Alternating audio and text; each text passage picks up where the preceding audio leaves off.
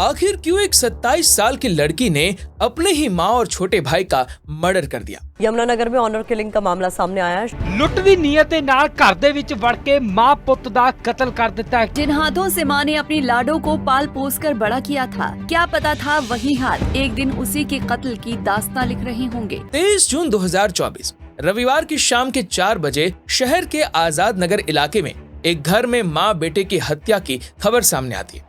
दिन दहाड़े रिहायशी इलाके में यूं किसी की हत्या हो जाना अपने आप में एक बहुत बड़ा सवाल था। और फिर ये मामला तो दो कत्ल का था। दरअसल जिस परिवार में माँ बेटे की हत्या हुई थी, उस परिवार में केवल 3 लोग ही थे, जिनमें 45 वर्षीय मीना, 23 साल का उसका बेटा राहुल और 27 साल की काजल। जब मीना और राहुल का कत्ल हुआ तो उस समय इत्तेफाक से काजल घर में नहीं थी। घटना के दौरान जिस तरह कातिलों ने घर के सारे सामान को बिखेर रखा था, उसे देखकर तो यही लग रहा था कि शायद उनका इरादा लूटपाट करने का था, जिसका विरोध करने पर उन्होंने मीना और उसके बेटे राहुल की हत्या कर दी।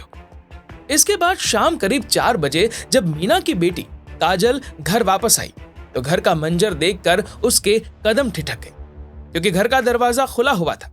लेकिन जैसे ही वो घर के अंदर गई तो उसके होश उड़ गए, क्योंकि सामने ही फर्श पर उसके छोटे भाई राहुल की लाश पड़ी थी।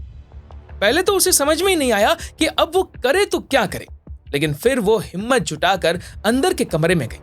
लेकिन वहां उसने जो कुछ देखा उसके बाद तो मानो उसके पैरों तले से जमीन ही खिसक गई, क्योंकि कमरे के अंदर बेड पर उसकी मां मीना की लाश पड़ी थी।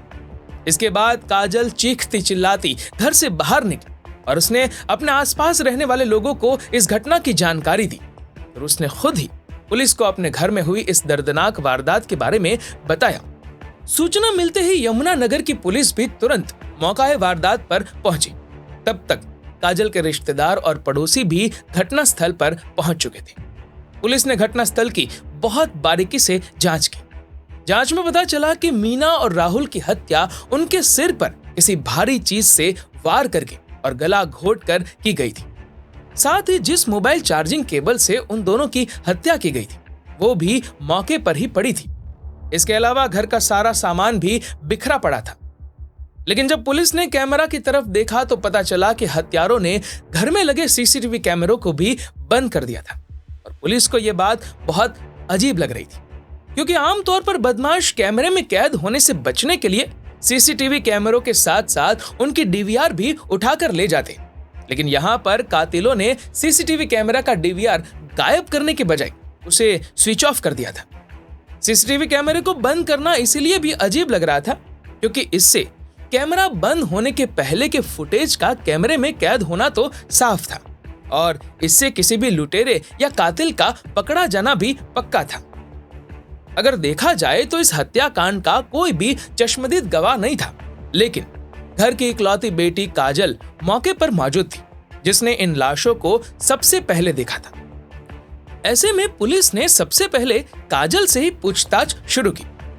काजल ने पुलिस को बताया कि वो दोपहर को ब्यूटी पार्लर गई थी और घर लौटते समय उसकी मां ने उसे मैसेज करके जूस के 2 पैकेट लाने के लिए कहा था। लेकिन जैसे ही वो घर लौटी तो तब तक उसकी दुनिया ही उजड़ चुकी थी। उसकी मां और भाई का कत्ल हो चुका था। काजल के लाए हुए जूस के पैकेट भी घर में ही पड़े थे। साथ ही काजल ने उसकी मां के मोबाइल फोन से भेजा गया जूस लाने का मैसेज भी पुलिस को दिखाया, और इसका मतलब यह था कि काजल बिल्कुल सच बोल रही थी। लेकिन पुलिस को जो बात खटक रही थी वो थी घर में लगे इकलौते सीसीटीवी कैमरा का बंद हो जाना। पुलिस ने जब कैमरे को लेकर काजल से सवाल पूछा तो उसने भी हैरानी जताई, क्योंकि काजल के पास भी इसका कोई जवाब नहीं था। आखिर कैमरा किसने और क्यों बंद किया था? खैर, पुलिस ने इस मामले की जांच को आगे बढ़ाते हुए गली में लगे दूसरे सीसीटीवी कैमरे को देखना शुरू किया, और इस कोशिश में पुलिस को 2 अजीब बातें पता चली। पुलिस को कैमरे में मुंह पर कपड़ा बांधे हुए सुबह के समय एक लड़का काजल के घर आता हुआ दिखाई दिया, और फिर कुछ देर बाद वही लड़का घर से सामान लेकर बाहर जाता हुआ भी दिखाई दिया। लेकिन हैरानी की बात यह थी कि इस फुटेज के मुताबिक तो काजल खुद भी उस समय घर में ही मौजूद थी, और फिर उस लड़के के घर से निकल जाने के बाद काजल भी घर से बाहर जाती हुई दिखाई दे रही थी। लेकिन अब सवाल यह था कि आखिर वो लड़का कौन था जो काजल के घर आया था। और इस लड़के के बारे में पूछे जाने पर काजल थोड़ी घबरा गई। पुलिस को घर का सीसीटीवी कैमरा बंद होने पर हैरानी तो थी ही, साथ ही लड़के के बारे में पूछने पर जब काजल नर्वस हो गई तो पुलिस के शक की सुई काजल की तरफ घूम गई। पुलिस ने जांच में पाया कि घर में लगे सीसीटीवी कैमरे को घटना वाले दिन सुबह ही बंद किया गया था, जबकि काजल के बयान के मुताबिक उस समय तक तो लुटेरों ने घर पर धावा भी नहीं बोला था और ना ही किसी का कत्ल हुआ था। और इसका मतलब था कि यह कैमरा घर के ही किसी व्यक्ति ने बंद किया था, जबकि काजल का कहना था कि वो दोपहर 2 बजे के आसपास घर से निकली थी और तब तक सब कुछ ठीक था और करीब 3 बजे तक वो घर वापस लौट आई थी। यानी काजल बता रही थी कि यह हत्या 2 से 3 बजे के बीच ही हुई थी। इधर पुलिस ने मीना और राहुल की लाशों को पोस्टमार्टम के लिए भिजवा दिया था, लेकिन जैसे ही पोस्टमार्टम रिपोर्ट सामने आई तो पुलिस को यकीन हो गया था कि अपनी मां और भाई के कत्ल को लेकर काजल झूठ बोल रही है, क्योंकि पोस्टमार्टम करने वाले डॉक्टरों के मुताबिक उन दोनों की हत्या लाशों को पोस्टमार्टम के लिए लाए जाने से करीब 6 से 7 घंटे पहले हो चुकी थी, यानी सुबह 10 बजे के आसपास। और अगर इस हिसाब से देखा जाए तो इस वारदात के दौरान काजल घर में ही मौजूद थी। हालांकि पुलिस को काजल पर पहले भी थोड़ा शक था। जब पहले देखा था तो लग रहा था कि शायद ये लूट का मामला है, लेकिन जब पूछताछ में सारी बातें सामने आई और गली में लगे कैमरे को खंगाला गया, जिससे पुलिस को यकीन हो गया था कि कोई ना कोई गड़बड़ जरूर है, यानी इस हत्याकांड में काजल का ही हाथ है। इसके बाद पुलिस ने बिना देरी किए काजल को हिरासत में ले लिया। पुलिस ने उसका मोबाइल फोन भी अपने कब्जे में ले लिया और जांच के लिए उसकी कॉल डिटेल्स निकलवाई। साथ ही पुलिस ने काजल की मां और उसके भाई के मोबाइल फोन की लोकेशन की भी जांच की। लेकिन पुलिस ये देखकर हैरान रह गई कि दोपहर को जब उसकी मां के मोबाइल फोन से काजल के मोबाइल फोन पर जूस लाने का मैसेज भेजा गया था, तब उसकी मां का फोन उनके घर पर नहीं बल्कि काजल के पास ही था, क्योंकि उन दोनों के मोबाइल फोन की लोकेशन एक साथ ही थी और वो दोनों फोन घर से बाहर थे। यानी अब ये भी साफ हो गया था कि काजल के जूस लाने की कहानी भी झूठी थी और ये कहानी काजल ने पुलिस को गुमराह करने के लिए खुद गढ़ी थी। उसने खुद को अपनी मां के मोबाइल फोन से ही झूठा मैसेज भी भेज दिया था और अब इतने सारे सबूतों के सामने आने के बाद पुलिस ने काजल को अरेस्ट कर लिया। इधर काजल के पास भी झूठ बोलने का और बचने का कोई रास्ता ही नहीं बचा था। लेकिन अब सवाल यह था कि काजल ने अपनी मां और छोटे भाई का मर्डर क्यों किया था? आखिर अपनी मां और भाई से उसकी ऐसी क्या दुश्मनी थी, वो भी तब जब उसके परिवार में कुल मिलाकर सिर्फ 3 ही लोग थे और अब मां और भाई के मारे जाने के बाद वो बिल्कुल अकेली रह गई थी। दोस्तों, इस सवाल का जवाब काफी हैरान कर देने वाला है। हम आपको इस सवाल का जवाब यानी कत्ल के मोटिव के बारे में भी बताएंगे, लेकिन पहले ये जानना भी जरूरी है कि आखिर काजल ने अपनी मां और भाई की हत्या कब और कैसे की। दरअसल काजल ने अपनी मां और भाई को मारने की साजिश पहले ही रच ली थी और इस साजिश में उसने अपने एक ममेरे भाई क्रिश को भी शामिल कर लिया था। रविवार की सुबह जब काजल का भाई राहुल शेविंग करवाने के लिए घर से बाहर गया था तो उस समय काजल ने क्रिश को अपने घर बुला लिया। इसके बाद इन दोनों ने मिलकर पहले किसी भारी चीज से काजल की मां मीना के सिर पर वार किया और जब वो बेहोश हो गई तो उन दोनों ने मोबाइल फोन की चार्जिंग केबल से मीना का गला घोट दिया और उसे मौत की नींद सुला दिया। लेकिन उन्हें लगा कि अभी मीना आखिरी सांस ले रही है, लेकिन तभी अचानक राहुल घर पर वापस आ गया। ये देख उन दोनों ने मीना को छोड़कर राहुल को पकड़ लिया और उसके सिर पर भी रोड से हमला कर दिया। इसके बाद कृष्ण ने राहुल का भी गला घोंट दिया और इस तरह पहले बेडरूम में मीना का कत्ल हुआ और फिर उसके कुछ ही मिनटों बाद मीना के बेटे यानी काजल के छोटे भाई राहुल को भी मौत की नींद सुला दिया।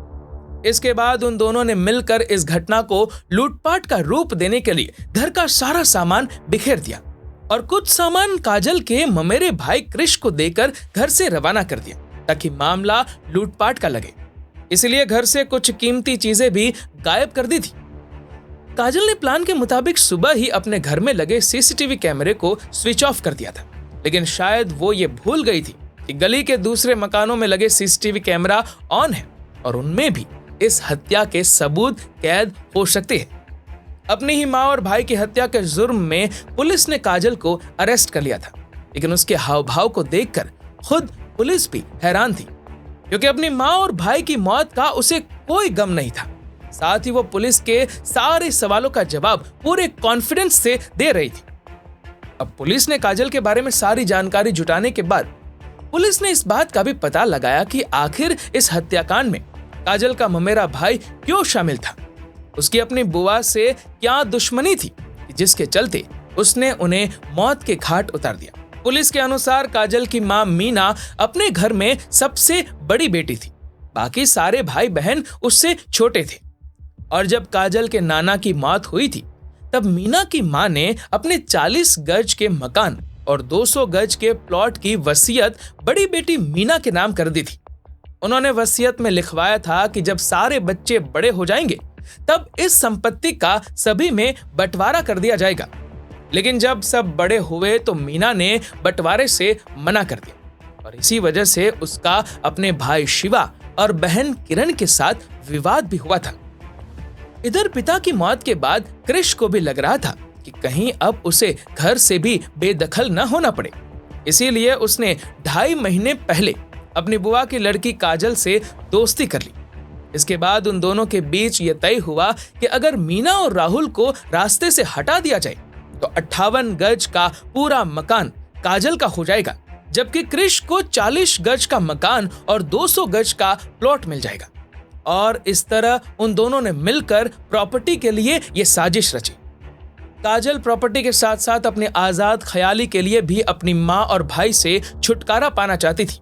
इन्हीं कारणों के चलते उन दोनों ने अपने परिवार के 2 लोगों की जान तो ले ली थी, लेकिन फिर फौरन पकड़े भी गए। हालांकि पुलिस ने इस मामले में काजल और कृष के कुछ और रिश्तेदारों को भी अरेस्ट किया है, जो मीना और राहुल की हत्या में प्रॉपर्टी हासिल करने के लिए शामिल थे। आरोपी काजल की गतिविधियों पर पुलिस को शुरुआती जांच में उस समय ही शक हो गया था जब काजल के अपनी मां और भाई के शवों को देखकर ना तो उसकी आंखों में कोई आंसू था और ना ही उसके चेहरे पर अपनों को खोने का गम दिखाई दे रहा था। इसके बाद पुलिस ने जब कड़ी से कड़ी जोड़कर जांच को आगे बढ़ाया तो 24 घंटों के अंदर ही इस दोहरे हत्याकांड का खुलासा कर दिया गया। अपराधी भले ही कितना भी शातिर क्यों ना हो, लेकिन अगर पुलिस अपने पर आ जाए तो अपराधी कानून से बच नहीं सकता।